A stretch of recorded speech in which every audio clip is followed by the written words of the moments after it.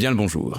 Que ce soit pendant l'été, pendant des vacances ou même pendant certains week-ends prolongés, il peut nous arriver d'enchaîner les soirées, les invitations, donc les apéros tous les soirs ou presque.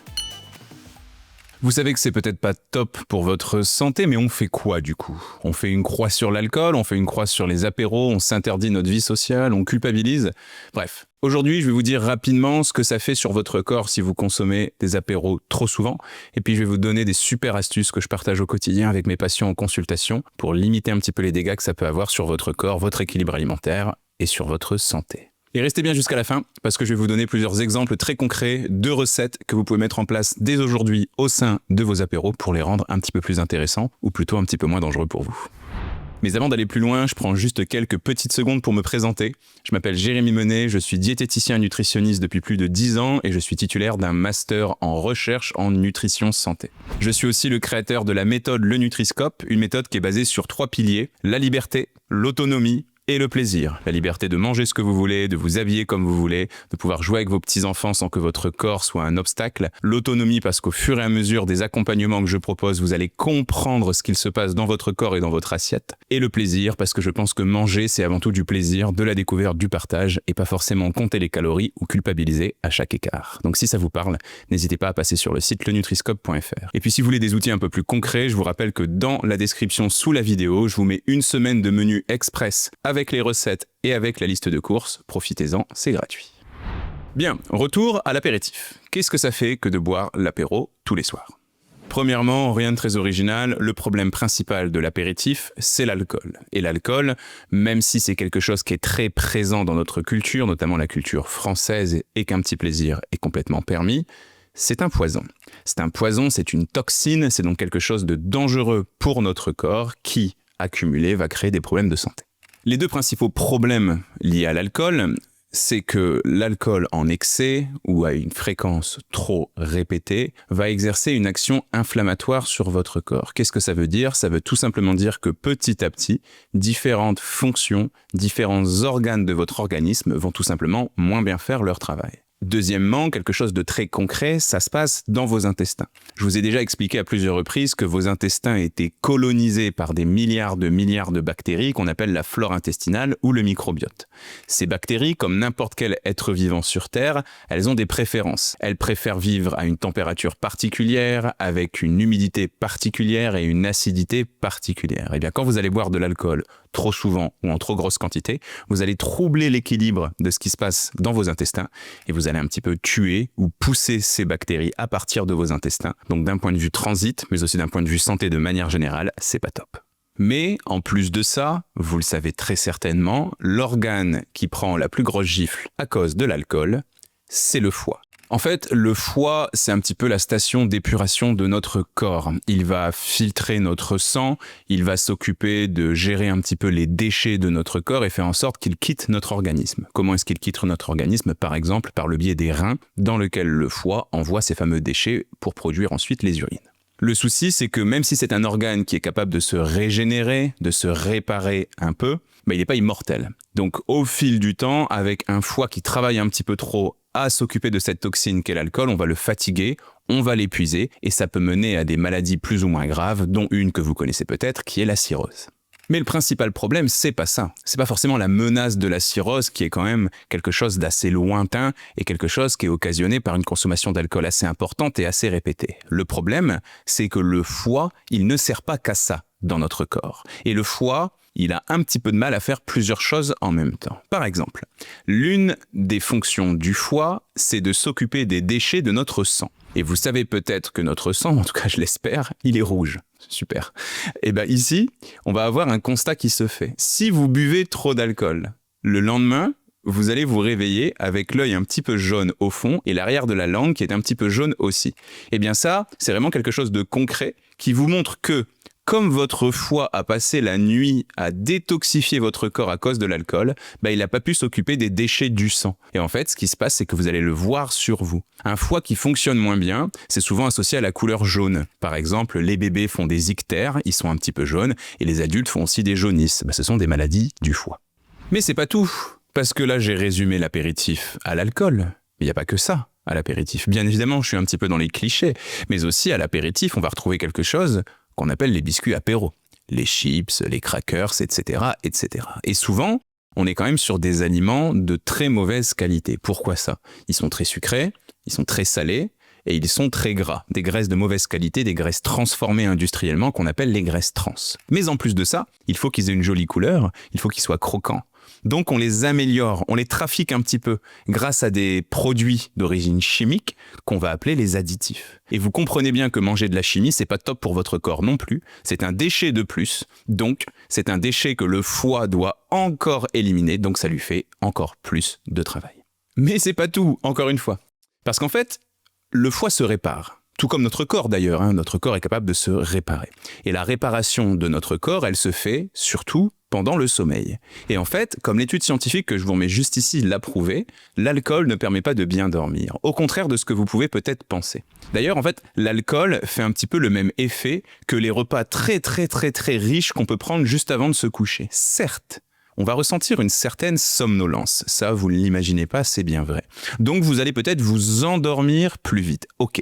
Mais vous allez vous réveiller beaucoup plus souvent pendant la nuit. Ce qui fait que vous allez avoir un sommeil nettement moins réparateur et donc votre corps et votre foie prennent une claque plus importante.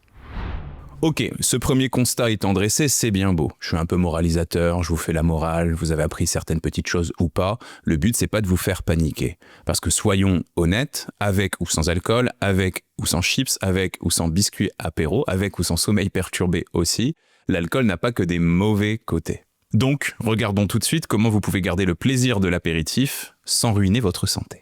Premièrement, je reviens sur une phrase que je vous répète de plus en plus souvent, il est interdit d'interdire. Essayez d'avoir une approche de votre alimentation et de votre santé de manière générale qui n'est pas trop infantilisante. Le but, c'est pas de vous dire « je m'interdis quelque chose, je fais une croix dessus ». Il faut qu'on le soit dans des émotions plus positives et plus durables. Et en plus, c'est prouvé scientifiquement. Si je vous dis « ne pensez surtout pas à un éléphant rose », vous pensez à un éléphant rose. Notre cerveau ne comprend pas la négation, ne comprend pas l'interdit. Le problème de l'alcool, il vient surtout de la quantité, mais encore plus de la fréquence.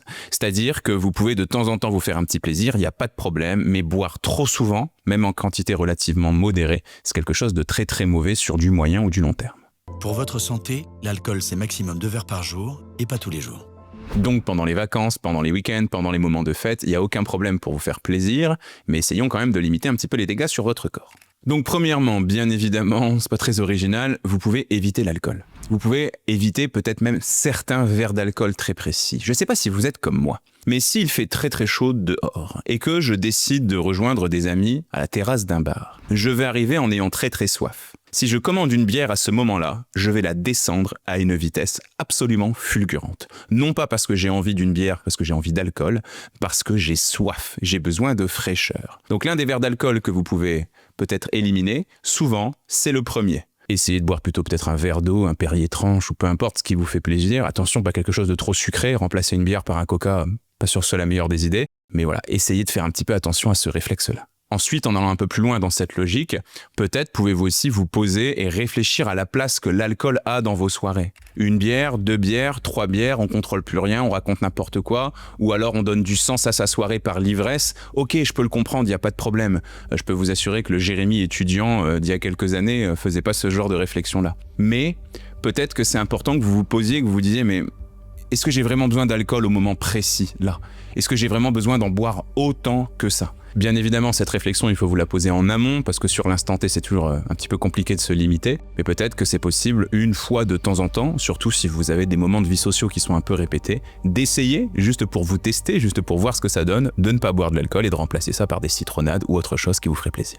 Ne pas trop boire, c'est une chose, mais bien manger, c'est aussi important. Donc, le deuxième conseil, c'est de s'occuper de ce que vous mangez. Et là, on va être dans la même lignée que ce que je vous expliquais au début de cette vidéo. Attention à ne pas cumuler les poisons d'une certaine manière. Si vous buvez de l'alcool, vous allez faire du mal à votre foie. Essayez dans ce cas-là de manger des choses qui sont un peu plus intéressantes. Et là, le mot d'ordre, il est super simple, du fait maison. Peu importe ce pourquoi vous allez opter, ça peut être des amandes, ça peut être des brochettes de fruits, ça peut être des petits légumes, ça peut être de la sardinade, ça peut être du houmous. Bref, il y a des centaines et des centaines d'idées possibles, mais s'il vous plaît, faites-le maison. Vous aurez moins d'additifs, voire pas du tout à l'intérieur, et ça je vous l'ai déjà expliqué, c'est moins de produits chimiques, c'est beaucoup mieux pour vous. D'ailleurs, ça c'est quelque chose qui fonctionne super bien si vous faites un apéro dînatoire. Mais attention, si c'est un apéro dînatoire, c'est un repas. Il vous faut donc les éléments nécessaires pour un repas. Il vous faut des protéines, végétales ou animales, du bon gras, des fibres et bien évidemment un petit peu de sucre. Mais bon, dans les repas d'apéritif, généralement, ça pose pas trop de problèmes. Entre les gâteaux apéro, entre les toasts. Et puis je vous rappelle que l'alcool, c'est plus ou moins du sucre finalement. Donc attention à ça quand même, uniquement en complément de tout le reste. Bon, limiter un petit peu l'alcool et manger équilibré, c'est bien, ça va aider le foie. Mais il existe un autre réflexe qui est encore plus important pour limiter les dégâts sur votre santé. C'est de boire. Mais cette fois, je parle de l'eau.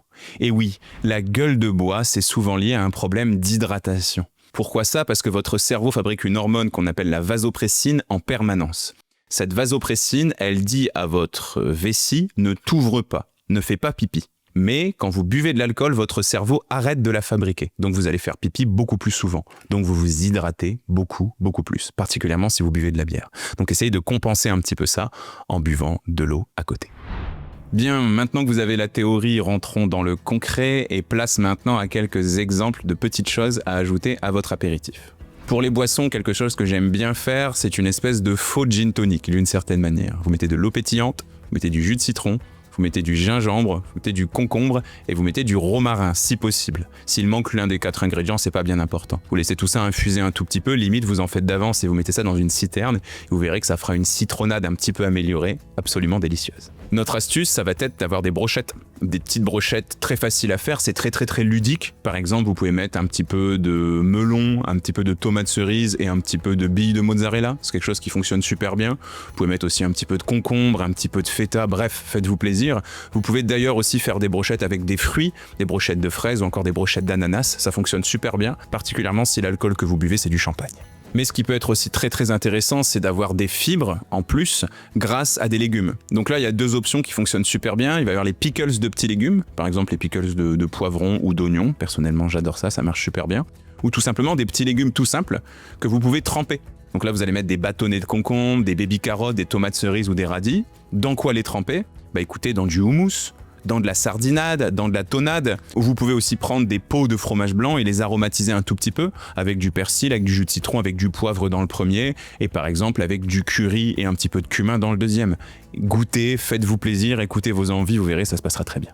Et puis en ce qui concerne les toasts, là c'est un peu la même logique, faites-vous plaisir, vous pouvez faire du tarama fait maison, ça prend quelques secondes, bref, faites place à vos envies, écoutez-vous, évitez absolument les merdes industrielles telles que les gâteaux apéritifs à répétition, les chips et surtout le surimi, tout ça c'est vraiment pas top, ou alors en toute petite quantité, mais soyez conscient que c'est pas la meilleure des options.